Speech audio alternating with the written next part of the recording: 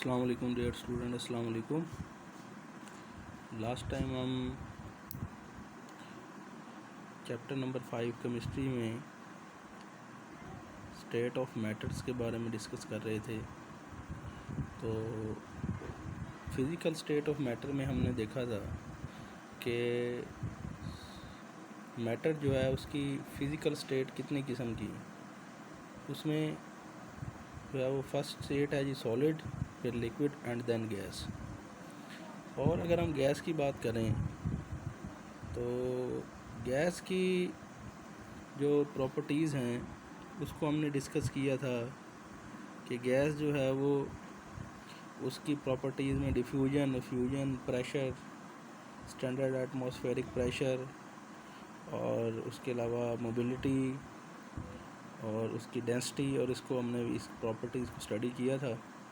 और गैसेस से रिलेटेड हमने लॉज भी पढ़े थे। वो लॉज में हमने एक बॉयल्स लॉ पढ़ा और उसके बाद चार्ल्स लॉ। ये दोनों लॉज जो हैं ये गैसेस की प्रॉपर्टीज़ को डिस्कस करते हैं। इस लॉ में हमने बॉयल्स लॉ में हमने स्टडी किया गैसेस के वॉल्यूम और उसके प्रेशर को। हमने पढ़ा था कि वॉल्यूम और प्रेशर जो है एक दूसरे के इन्वर्सली प्रोपोर्शनल होते हैं। प्रेशर के बढ़ने से वॉल्यूम कम हो जाएगा और जैसे ही प्रेशर कम होता है वॉल्यूम इंक्रीज़ होगा गैसेस की प्रॉपर्टीज़ में। और अगर हम यही बात लिक्विड्स अपना चार्ल्स लॉ के अंदर हमने स्टडी किया था कि जो गैसेस है इनका जो वॉल्यूम है वो टेम्परेचर के डायरेक्टली प्रोपोर्शनल है। मीन्स टेम्परेचर के इंक्रीज़ करने से वॉल्यूम इंक्रीज़ होता है, टेम्परेचर के डिक्रीज़ होने से वॉल्यूम भी डिक्रीज़ हो जाता है गैसेस का। अभी हम गैसेस के बाद लिक्विड के बारे में डिस्कस करते हैं कि सेकंड स्टेट ऑफ मैटर जो लिक्विड है इसके अंदर मैटर की क्या प्रॉपर्टीज़ होती हैं। तो लिक्विड के अंदर जो पार्टिकल्स हैं वो गैसेस की निस्बत बहुत कम फ्री मूव करते हैं। पार्टिकल्स जो हैं वो एक दूसरे के साथ अटैच होते हैं। उनके अटैच होने की वजह क्या होती है कि उनके दरमियान जो इंटरमॉलिक्यूलर फोर्स है वो गैसेस से स्ट्रॉन्ग होती है। जब इंटरमॉलिक्यूलर फोर्स गैसेस से स्ट्रॉन्ग होगी तो पार्टिकल्स जो हैं वो एक दूसरे के साथ अटैच रहेंगे और पार्टिकल्स जो हैं वो एक दूसरे की तरफ अट्रैक्टेड भी रहेंगे, जिसकी वजह से वो फ्रीली मूव नहीं कर सकते थे। गैसेस में हमने पढ़ा कि इंटरमॉलिक्यूलर फोर्स ना होने के बराबर होती है और उस फोर्स के ना होने की वजह से गैसेस के मॉलिक्यूल रैंडम मोशन करते हैं, फ्रीली मूव कर सकते हैं और एक दूसरे से फार अपार्ट रहते हैं। और लिक्विड्स के मॉलिक्यूल जो हैं गैसेस की निस्बत एक दूसरे के ज़्यादा क्लोज होते हैं। इसकी वजह क्योंकि इंटरमॉलिक्यूलर फोर्स में गैसेस की निस्बत स्ट्रॉन्ग होती हैं। अच्छा, लिक्विड फॉर्म के अंदर जो मैटर है वो कौन कौन सी प्रॉपर्टीज़ शो करता है। उसमें लिक्विड जो है वो एक एवेपोरेशन शो करता है, एक उसमें वेपर प्रेशर होता है, एक लिक्विड्स का बॉइलिंग पॉइंट होता है और लिक्विड के अंदर डिफ्यूजन भी होती है।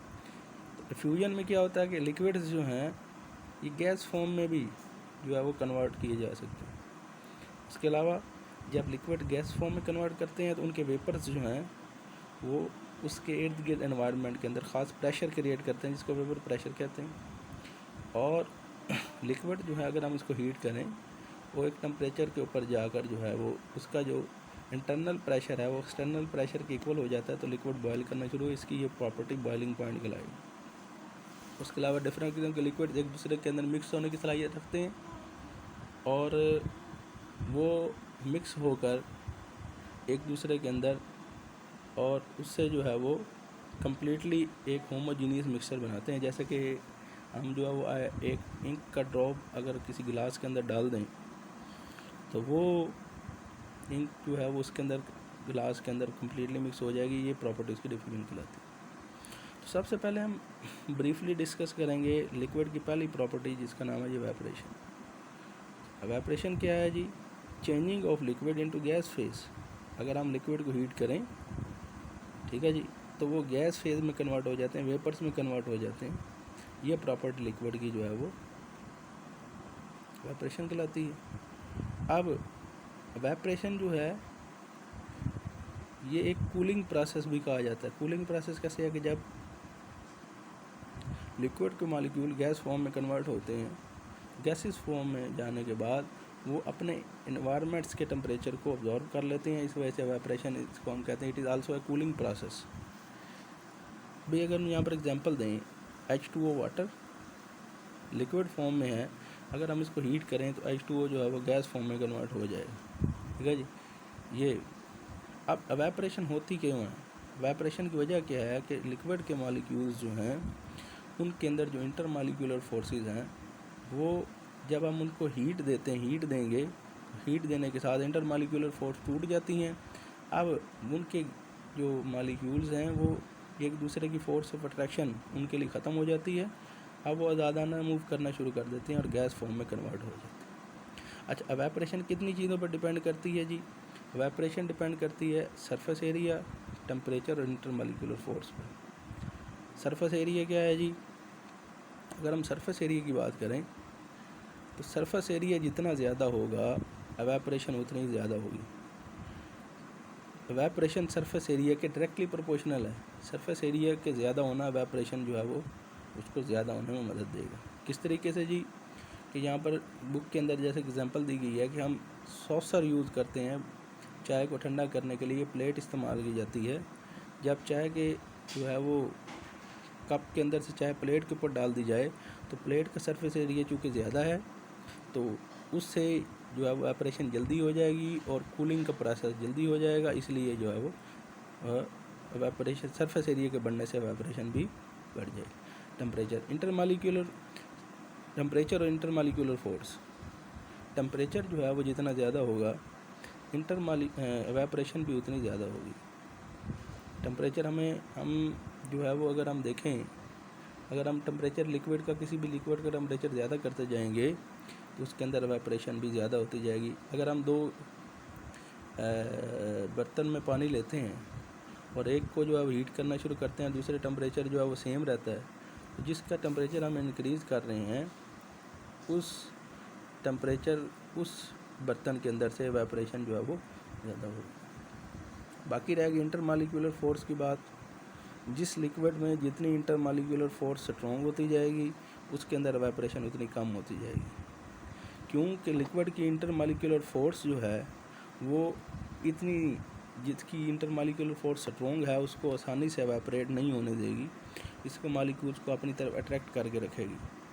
और यही वजह है कि जो नॉन पोलर लिक्विड्स हैं जैसे कि अल्कोहल वगैरह उनमें एवेपोरेशन ज़्यादा होती है क्योंकि उनके इंटर मॉलिक्यूलर फोर्सेस स्ट्रॉन्ग हैं।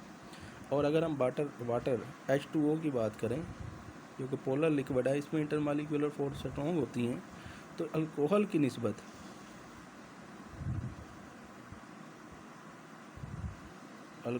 निस्बत जो वाटर है इसकी जो एवेपोरेशन वो कम होगी और अल्कोहल में एवेपोरेशन ज़्यादा होती है क्योंकि इसकी इंटर मॉलिक्यूलर फोर्सेस जो है वो वीक हैं, वाटर में जो है कम।